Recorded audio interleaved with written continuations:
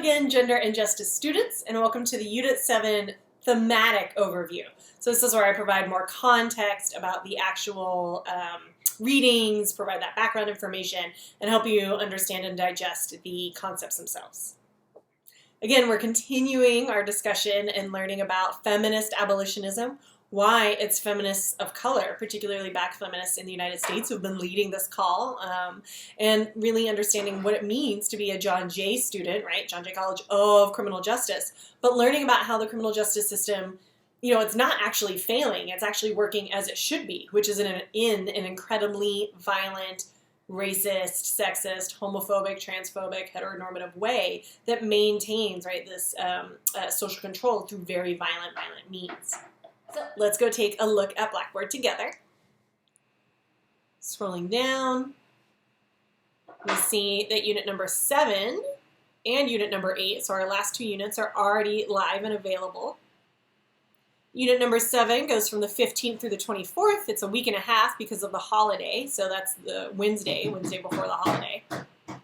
So the readings for this particular unit are provided for two reasons. One, I'm trying to help you best prepare to create your slide to teach your classmates about your organization, as well as prepare for your last Being Thoughtful assignment, which is already up over here if you want to get a head start and take a look at it. But really, this unit is focused on why abolitionism is important to community well-being and individual safety, right? The piece from the Audre Lorde Project website even has charts, right, for you to figure out what self-care in an incredibly unfair world can look like.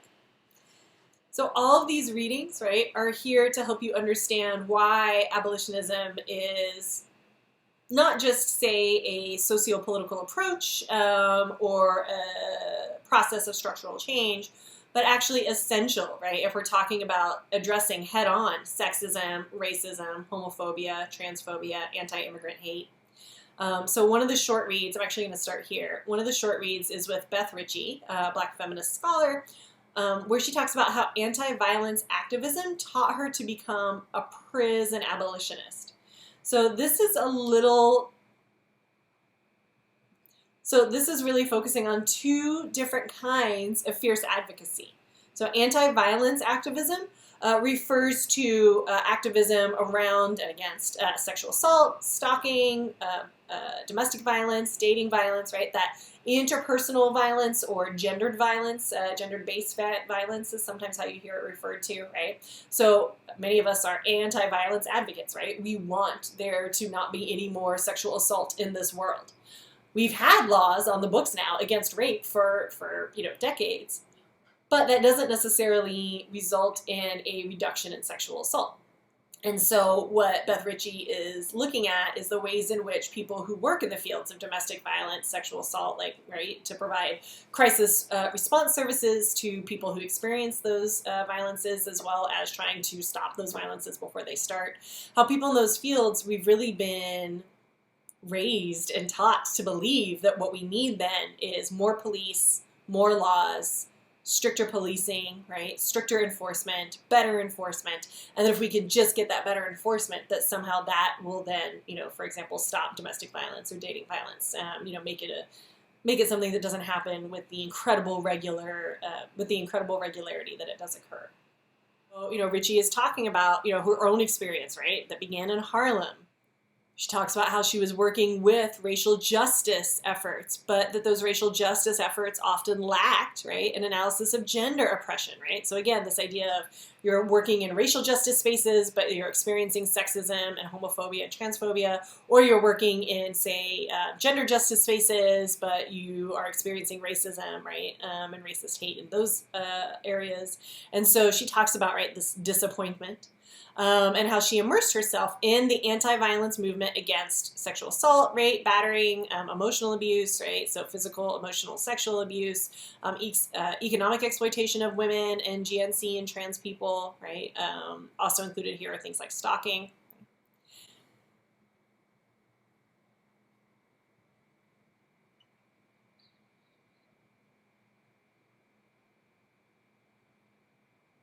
And so she provides a nice background of what this looks like historically, right, in the 80s and 90s, when the U.S. was really deepening its commitment to being an incarceral state.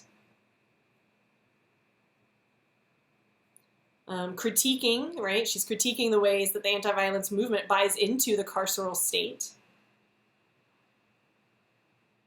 I've also included an optional read with Kathy Cohen, a Black feminist scholar, where she is interviewed by another scholar and talks about Black Lives Matter, feminism, contemporary activism today. So instead of an academic journal article that's, research focused and a little bit harder to read, this is actually conversation. Then, particularly important for the past year and a half, is this example from the Audre Lorde Project about what self-care and community care can and could look like, right? Even your own little wellness planning charts. I love a good chart.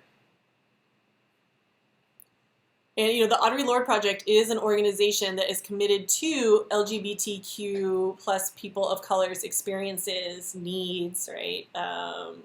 Visions for the future. Now I'm going to go back up here. So this, right, you only have to read one of 5 short readings. So there's 1, 2, 3, 4, there's five possible, right, in the section. Bustin' Out, Organizing Resistance and Building Alternatives, that's part of an academic anthology called Captive Genders. And it'll land on the title, the cover of the book, Captive Genders, Trans Embodiment in the Prison Industrial Complex. You'll see here, this is the section I want you to read, so you can just click on it. You'll see that it is, the beginning of a particular section. Come on, John Jay. And then you'll start to see the individual pieces. So this is the first piece. 10 Reasons to Dismantle the Prison Industrial Complex Through Queer Trans Analysis and Action. Honestly, this might be the piece that most of you read. I think it's probably one of the most informative. But you can also read about Miss Major, which is what the second one is, Making It Happen Mama. You can read about the gender wars, right? You can read more about abolitionisms and its different ways. I also included this chart because this chart is going to be something that you refer to in your Quick Facts check-in for this unit. There's another optional read here. This is particularly useful for gender studies majors and minors, I would say. It's from a book called Transforming Scholarship, Why Women's and Gender Studies Students Are Changing Themselves and the World. And it's their intro chapter called Transform Yourself, an Invitation to Deepen Your Commitment to Women in Gender Studies, which I invite you to do, right? So if you aren't already a gender studies major or minor, what could you do to potentially deepen your relationship with a social justice-born discipline, right? So social justice-born disciplines like women, gender, and sexuality studies, Latin American Latinx studies, Africana studies, right? Those are here on our campus. We are very different types of academic engagement because our academic engagement is focused on making the world a better place. You'll see that there's, the preface and everything is included here, but I really just want you to read the intro, right? So just this part. And so you just scroll down. Skip the preface. And here you go. This is really helpful, if you're struggling to explain to friends and family why gender studies is so important. And truly, women in gender studies, Latin American Latinx studies, Africana studies, these social justice-born areas of study are really important for students because once you graduate, right, it shows that you've had a well-rounded academic career. It shows that you've had engagement with understanding not only what social problems are, right, and the social problems that exist in the world, but also solutions, right, social solutions to those problems, like abolitionism, right? And so, people, businesses, law schools, graduate schools like to see students who have gotten degrees from these social justice-born disciplines like gender studies because it shows that you have built those critical thinking skills, critical communication skills, you are a problem solver, you're not going to get them sued. So again, both pragmatic and in terms of like a visionary feminism, the ways in which these social justice-born disciplines are actually disciplines in which undergraduates leave school really more ready to get jobs, apply to grad school and law school, and really help be fierce advocates for justice and create social change. Again, just a last reminder, the last chance for extra credit is on Saturday the 20th. It is something that you can't watch afterwards because it's a live Zoom with the National Women's Studies Association, which is the professional association for gender, women, and sexuality studies scholars. They are doing their conference, right, is usually in person, but because of COVID, it's online. So you can actually watch their fancy panel. That's what plenary means. Their panel with where you'll hear from, I think, 4 different feminist abolitionist scholars on transnational feminist abolitionist politics. So, you'll earn 2 points just for going. Definitely take some screenshots and send me an email afterwards letting me know what it is that you learned, what was surprising, what was interesting, right? So you can earn those 2 points of extra credit. Email me ahead of time for the Zoom link. I should have it by Friday, if not sooner, to share with you. Okay, that is it for unit number 7. Again, the step-by-step guide is up in task 1. This was just a content and context guide. If you have any questions, please reach out.